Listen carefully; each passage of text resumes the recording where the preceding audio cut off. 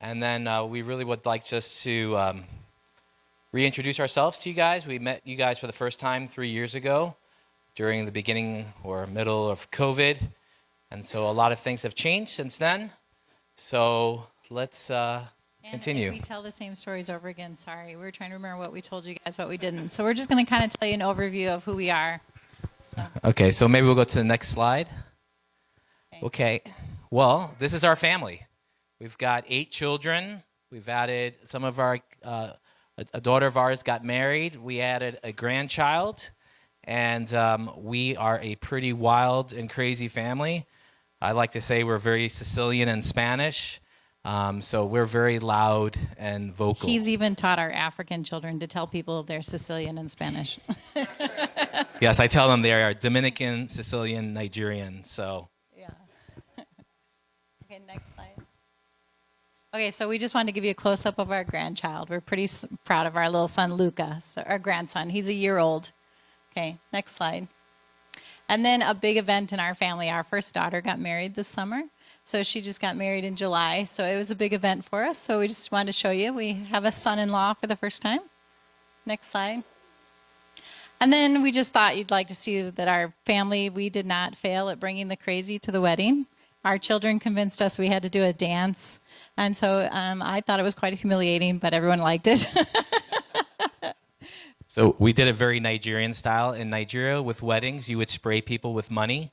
So at this wedding, we had to bring our culture into America, and we sprayed our daughter with Nigerian naira, which is 5 naira bills, which is probably like equal to less than a penny. Yeah, it's like, but it's that like, was it's like 0.1 penny, so that was we a could lot of afford fun. to spray her. Yeah. Next slide.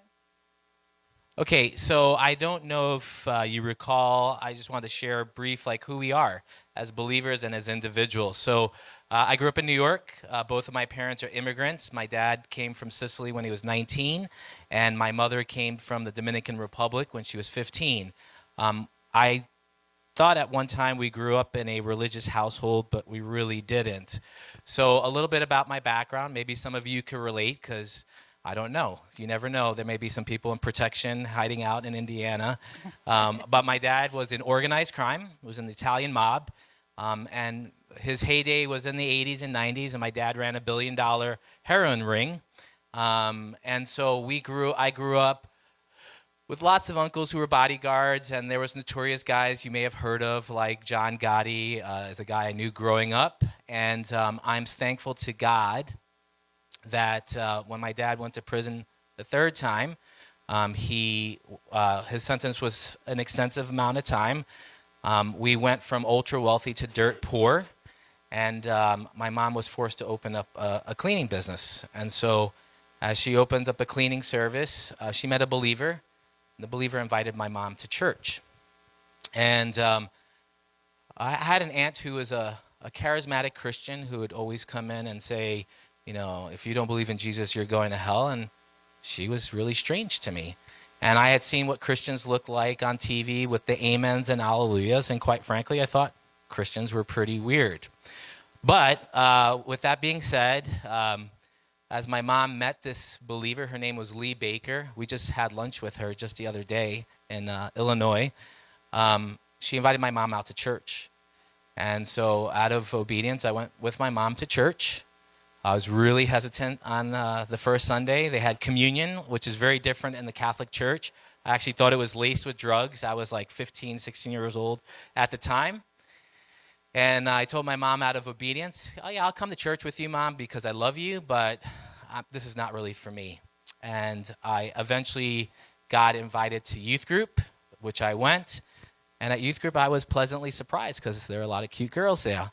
And I thought, well, I could do this. So I started going to youth group. Again, I still thought Christians were odd and strange. And our church didn't have a youth pastor. It was lay people who were serving. And eventually, a few months after I started going, they hired a youth pastor. And then there was so much excitement on Long Island, New York, because there was a special guy coming into town. I had no clue who this man was, never heard his name before, but he was going to do this big event, and his name was Billy Graham. And Billy Graham did a big crusade on Long Island, New York, And one night was specifically geared for young adults and teenagers. And so we went. I had no clue what a crusade was like, didn't know what to expect. Sat at the top of the Knoxville Coliseum with like 30,000 kids. And with that, heard Mr. Graham preach, or Billy, and I gave my life to Christ, not fully understanding what I had done, but knew there was something different. Eventually, long story short, my youth pastor encouraged me to go to Bible college, which I didn't even know that existed, and ended up at Moody Bible Institute, and that's where I met my lovely wife. So when John and I met at Moody, he had not come from a Christian background. And at Moody Bible Institute, you know, most of the kids have grown up in the church. So they understand all these Christian terms that we use, you know. But John was confused, but he was embarrassed to ask when he didn't understand something. So he was really struggling in school.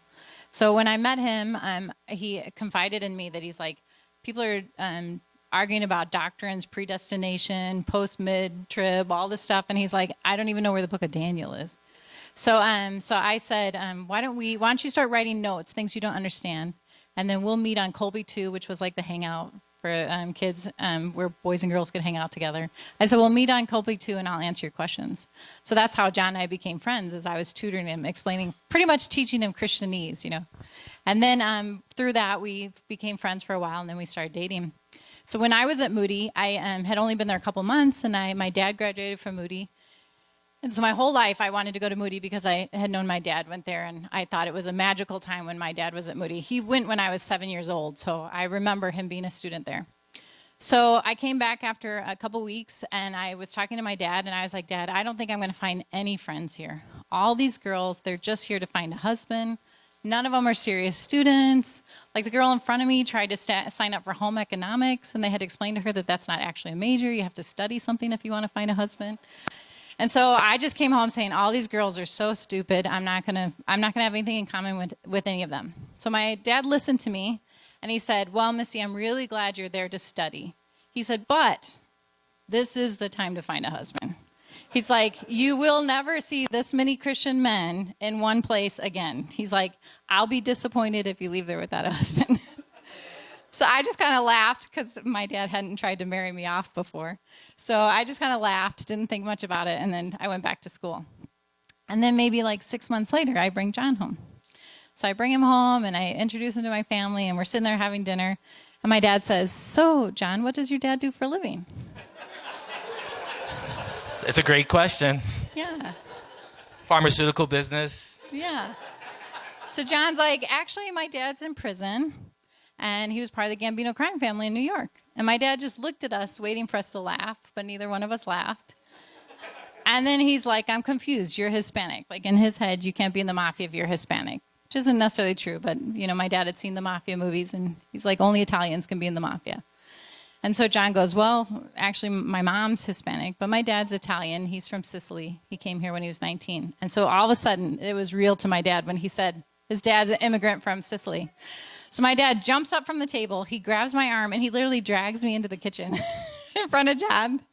And in the kitchen, he goes, when I told you to find a husband at Moody, I never thought you'd find the only mafia guy they've ever had there. So my dad was super proud of my choice. I could hear the whole conversation going on, very awkward, let me just tell you. He's never been good at whispering, my dad. So we started off life not ever thinking that we would be missionary material. Nobody thought the two of us were missionary material. Okay, you can go to the next slide. But we got married. We started working at a boarding school right outside Chicago.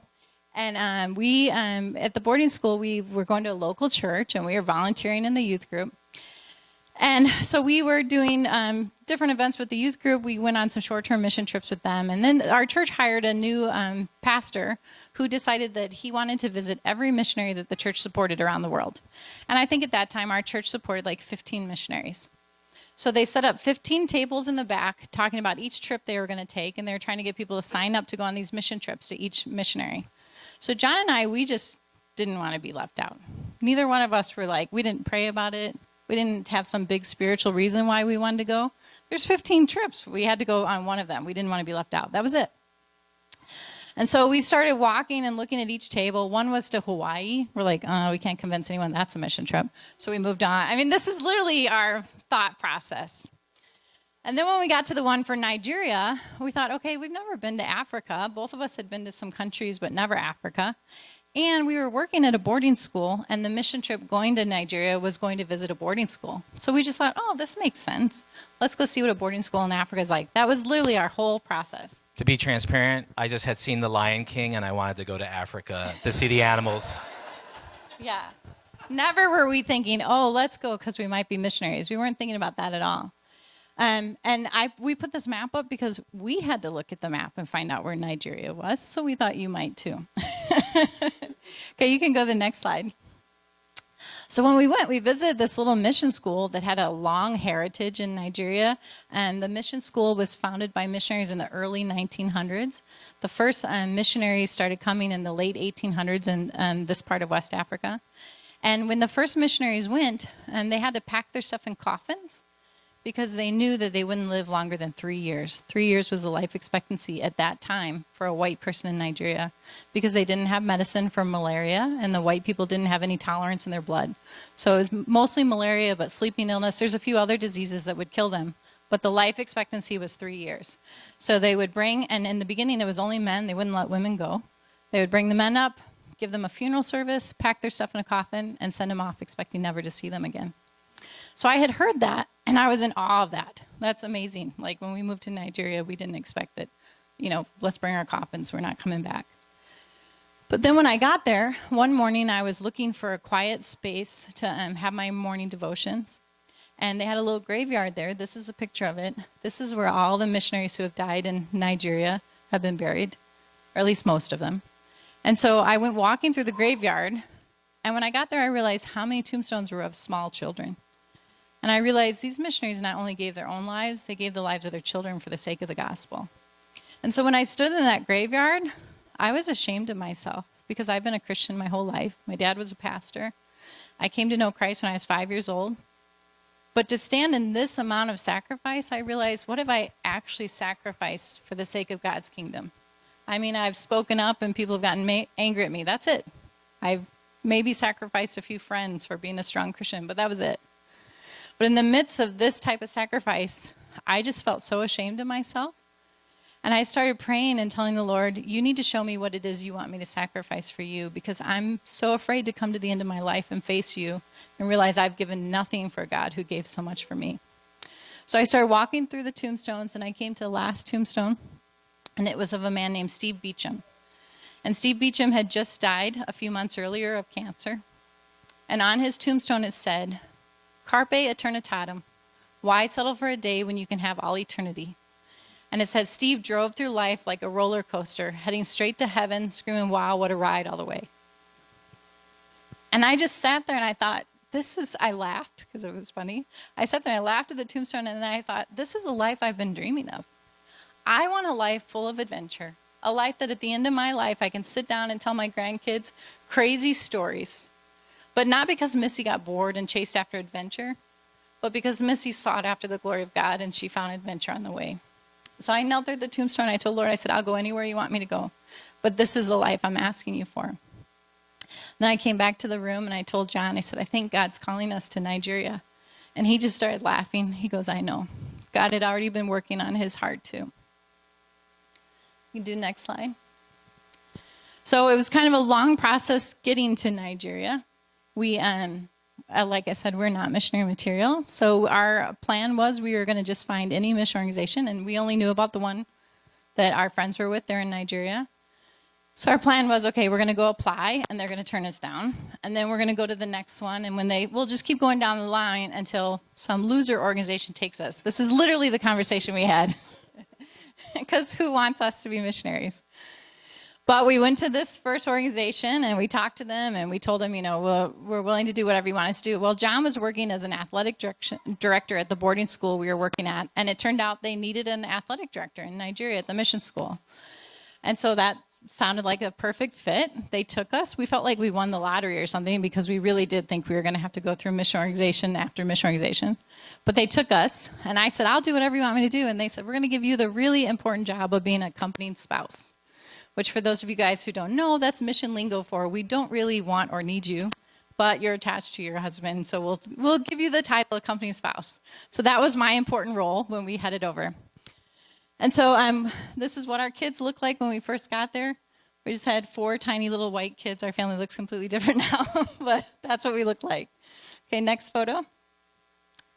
So when we got there, John right away knew what he was supposed to do. He was supposed to go to school, and he was the athletic director, and he had a job. But as a accompanying spouse, you're not really quite sure what you're supposed to do. So once I put the kids in school, on the way over there, I felt my grandfather had just died, and my grandmother let me pick any books off her bookshelf. And there was a book by Chuck Colson on how he started prison fellowship ministries. So I read that book on the plane on the way over to Nigeria. And as I read it, I felt like God saying to me, you're going to go to a prison in Africa. And I felt myself saying, no, I'm not. I must be too tired. I'm not hearing God correctly because I'm scared to death to even move to Nigeria, much less go to a prison. But the thought never left my mind. So after the kids started getting in school and John got in his schedule, I still kept thinking like I was supposed to go to this prison in Nigeria. And then one day there was a team visiting, and they were saying, oh, we're going to see the prison today. So I thought, okay, this is my chance. I'll go with them. It'll be safe. We'll be in a big group. I'll go see it with them. So I went with them. I went into the local prison, and when I got there, I realized that they had a men's fellowship there with the 2,000 male prisoners, but there was only 12 females in the prison. So there wasn't really anyone bothering doing a Bible study with them. And they said, we've been looking for a woman who will come every week and do a Bible study, but we haven't found it yet.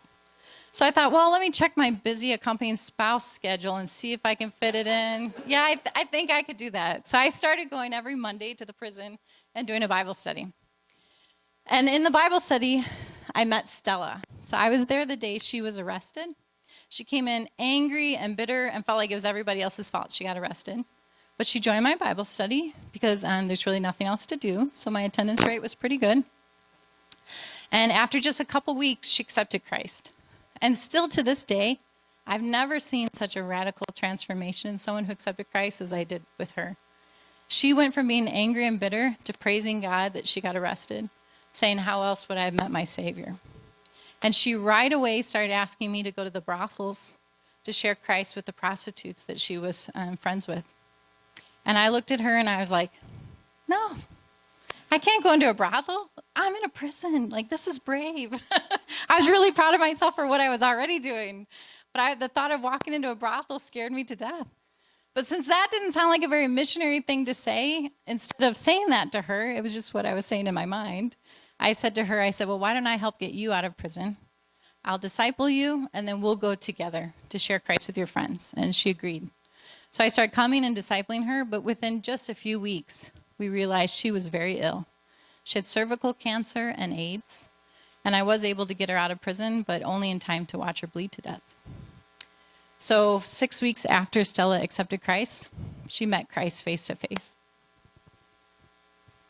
I didn't know that would make me cry. Okay. So in her honor, I decided I was going to go to these brothels and start sharing Christ. If you're wondering, there are no instructions on Google. At least there was not then in 2009. There were no instructions on Google of how to do brothel ministry because I searched and searched. I had absolutely no clue how this was supposed to work. But I found another girl who was just as crazy and silly as me, and the two of us, we knew where one brothel in Joss was. So we just walked in, and we looked like idiots. She started playing her guitar and singing Christian songs, and I went around trying to talk to the girls until they'd kick us out, and then we'd come back the next day. And we just kept trying until we figured out what worked, and we built relationships. And then once we built relationships with the girls, we'd say, where did you work before you worked here? And then they'd tell us where another brothel was, and we'd go to that brothel. And it got to where we had a little map we were following of about 9 brothels every week we were visiting and sharing the gospel with. And so right away we learned most of these girls live in the brothels. Sometimes they even live there with their children. So I right away started praying that God would give me a home. So when these girls accepted Christ, we could take them out of the brothels and help them out. And that's just a picture of me inside the brothels sharing the gospel. Next slide. You want to tell about containers? You're on a roll. Let's go with it. Okay. He's a wuss. So before we left for Nigeria, we were also trying to figure out how to get everything we needed in Nigeria. And we knew one of the things we needed was a car. So the local missionaries told us, you have to raise all this money for this car. And this car I bought was a 1994 and it had 120,000 miles and I got it for $16,000. And John's like, that's crazy. So John had this idea that he was going to ship a car from the U.S., that it would be a better car and it would save us money. But when we talked to the mission organization, they're like, no, you can't ship a car. There's too much corruption at the port. You'll never see it. You can't do it. But we would talk to Nigerians who lived in the U.S. They're like, you have to ship a car. Otherwise, you're going to get ripped off. So I was thinking that we should at least start following the rules. I didn't want them to know we were troublemakers right away. I don't like following rules. Yeah. So we were arguing about it. I thought, let's just do what the missionaries say to do. We'll get there and buy a car.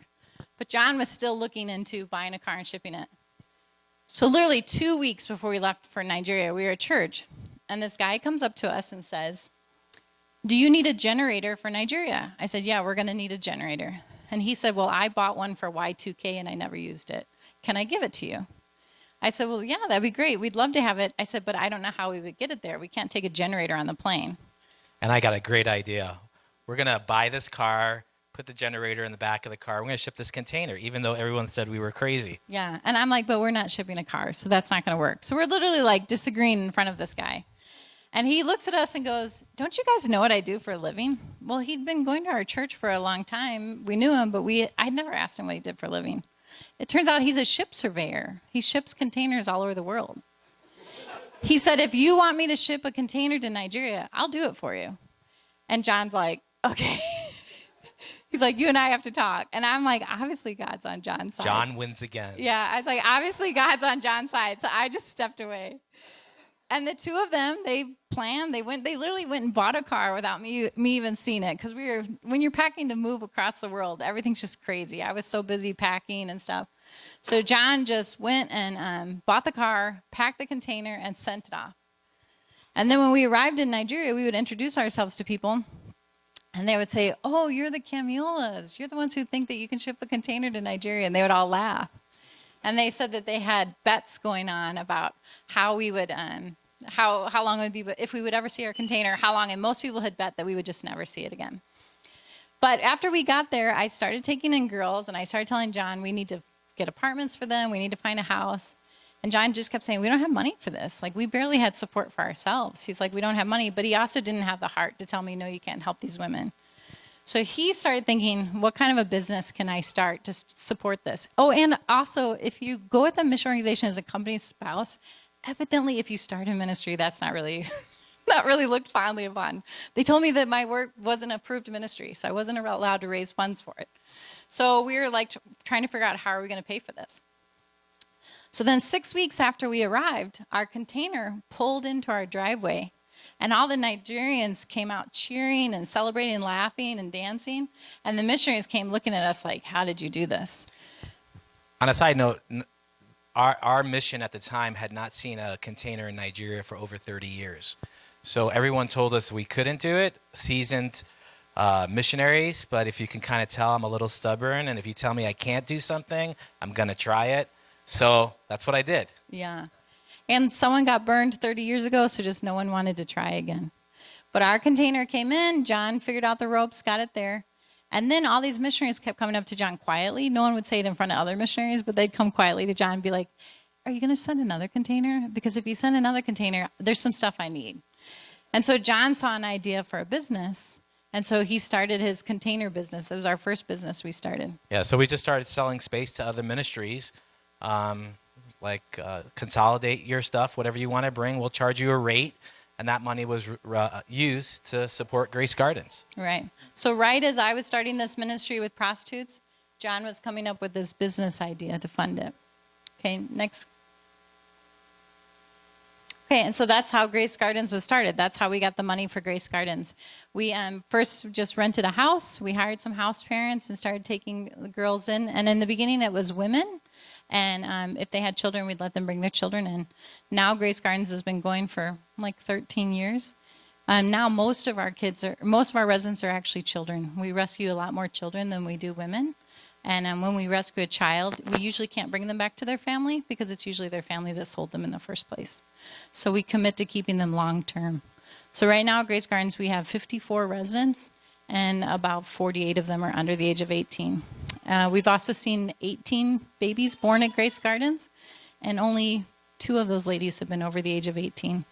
We've had 3 12-year-olds give birth. So it's hard for me to say sometimes which one are children and which one are women, because a lot of our children are having to be mothers.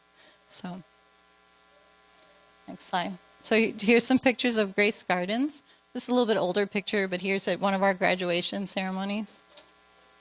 You can go to the next slide. So we started renting a house, and for the past 13 years, we've been renting a home. And John has started other businesses, too, that have helped fund the day-to-day running of Grace Gardens. We've been really blessed. But we have completely outgrown, and we've been evicted by one house to another. We haven't had anything stable. So we were really praying that God would give us land. And about 4 years ago, God blessed us with somebody bought us a piece of land. And we've been working on this building it ever since. We're now expected to be done in November. So once we open in November, our house will comfortably fit 75 residents. Grace Gardens, we really hardly ever stay at comfortable, so I'm sure we'll go over 75. But we'll be able to house 75, and you can see it's multiple storage. When we started, we thought we'd only really have women and small children, but we've ended up taking in a lot of boys who have been trafficked. So upstairs will be for girls, and boys will be downstairs. So we're very excited to see this get done. Yeah, this house is about 12,000 square feet, and Missy has big plans and big visions, so we're super excited that we're wrapping this up. Yeah. Okay, next slide.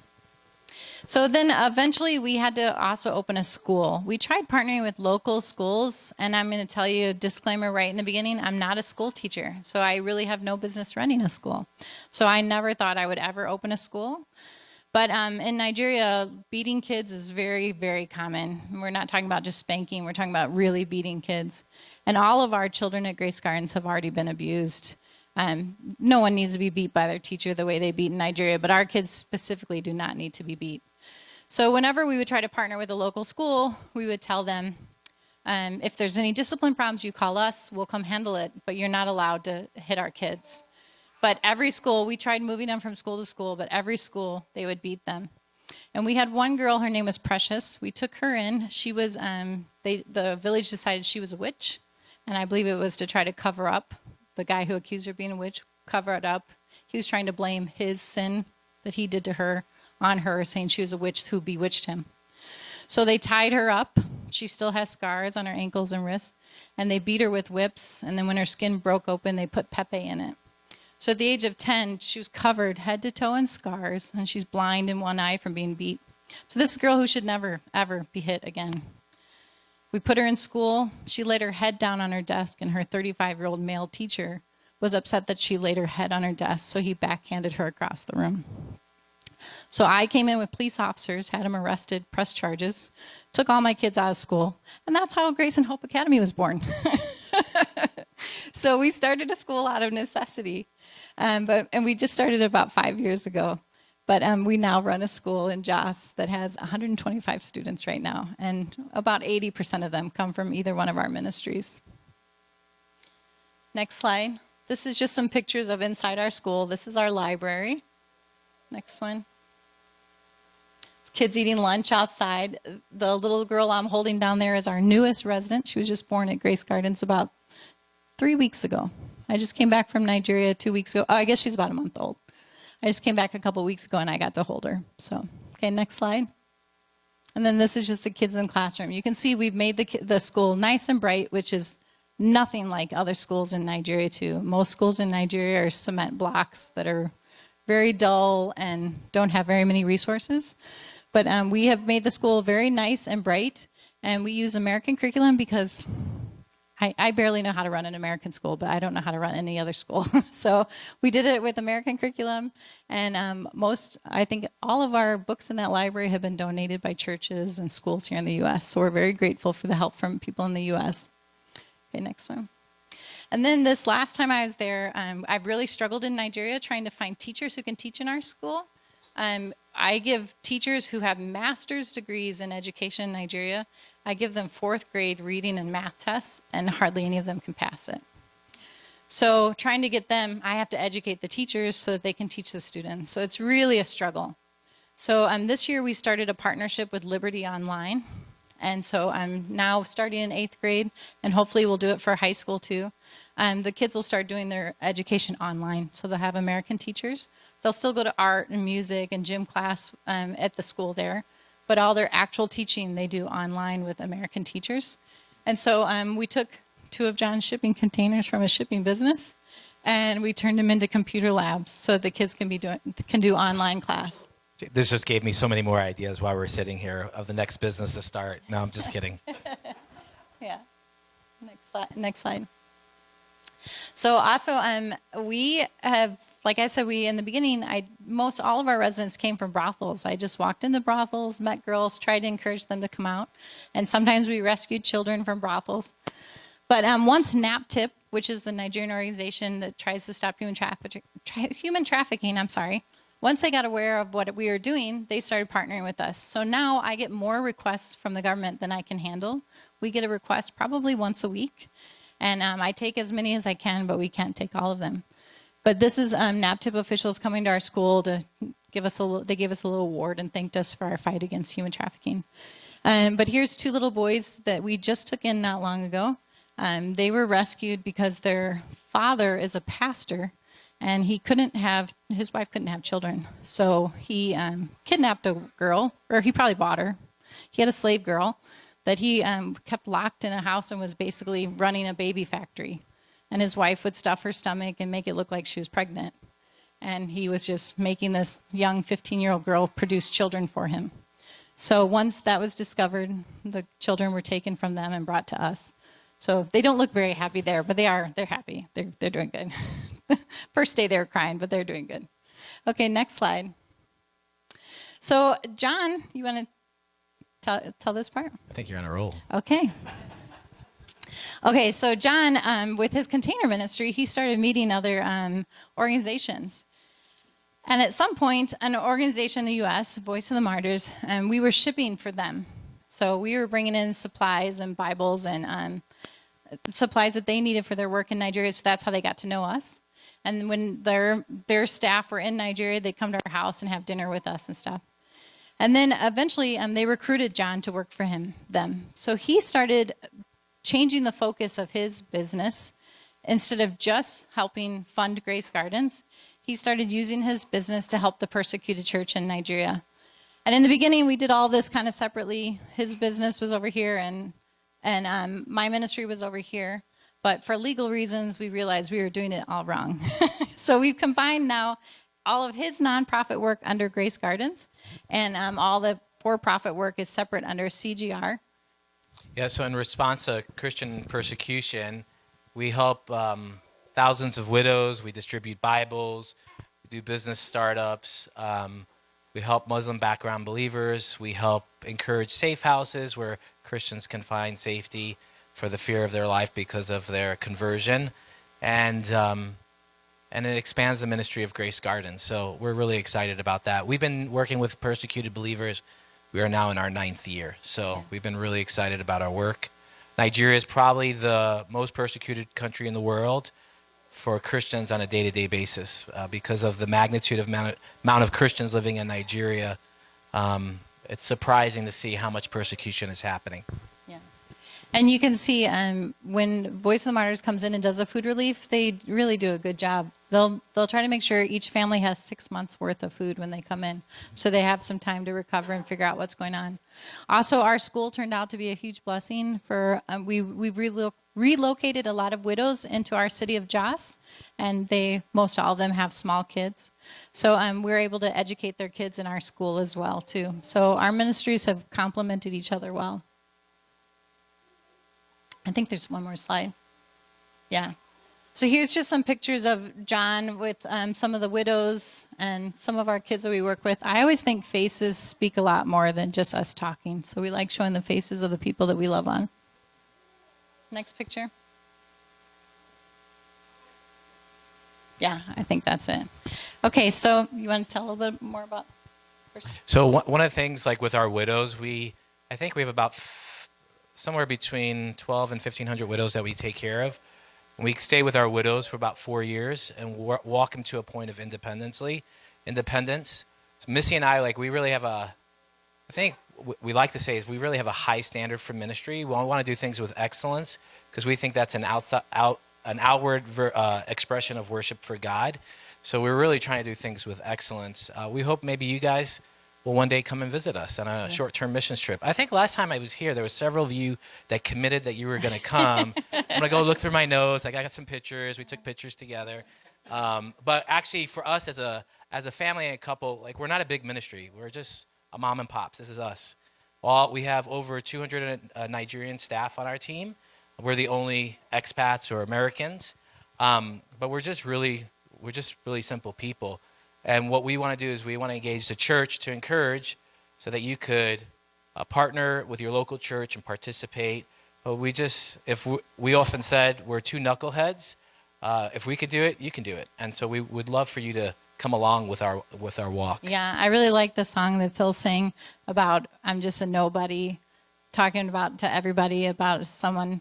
I'm saying the words wrong, I'm sure. But it's basically how we feel. And we do like to share our background of where we came from because I think we've got brothers and sisters who think we joke about what we do overseas because nobody would have thought that we'd be missionaries. And when I sat there and prayed at that tombstone that I want a life like this, I want a life like a roller coaster heading straight for heaven, screaming, wow, what a ride. Since then, we've had quite a roller coaster ride. And every time something goes wrong, John's like, this is your fault. You prayed for that roller coaster. So I get blamed a lot. But I think both of us are really grateful for the opportunities that we've been able to be a part of. But what we say is that God has blessed us with a front row seat on the roller coaster.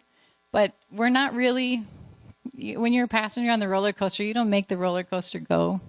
You don't do any of the work. You just sit there with your hands up in the air enjoying the ride, which is basically what John and I do most of the time. We've had this incredible opportunity to see God do miracles and bless people and change lives in front of us. And we just basically get to be a witness to it. We were at there's a group of Fulani converts who aren't really welcome in the Christian community because the Christians don't trust them. They're afraid that they're going to come kill them. And they're not welcome in the Muslim community because they're not Muslims anymore. They're considered traitors. And when they leave, when they become Christians, they lose everything, their cattle, their land. And so this tight-knit group of Fulanis are hard to even get a meeting with. But we were invited to come to their Christmas celebration. And it was just an honor to be celebrated, to be a part of the celebration. But when we went, I actually had a bad attitude because I knew I would have to wear Nigerian clothes, which aren't always very comfortable, and I knew I would have to eat goat meat, which I wasn't excited about. But we show up, and I'm like, and I'm going to have to listen to these guys, tell all their problems and stuff. I'm ashamed of myself. I had a very bad attitude. I was just tired, and we went to this meeting, which was really an honor to be invited to, and I showed up with a bad attitude. And when we got there, one of the guys stood up, and they're just praising us, thanking us for all the aid that we've given them. So I was like ashamed of myself because it's not my money.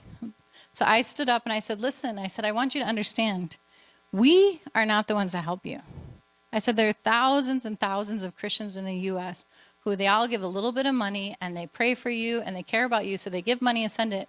And then when it comes to us, it looks like a lot of money, but we're just a funnel. We just direct it where we think God wants it to go.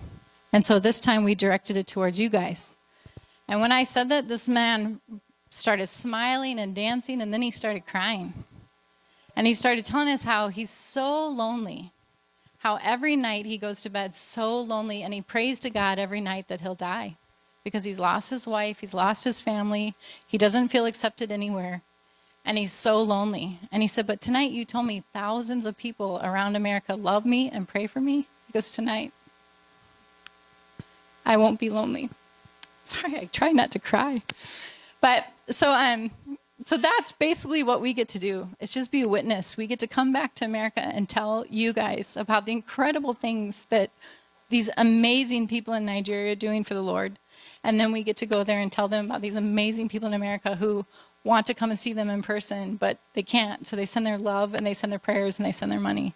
So we really get this incredible seat. It's way better than hands up on a roller coaster.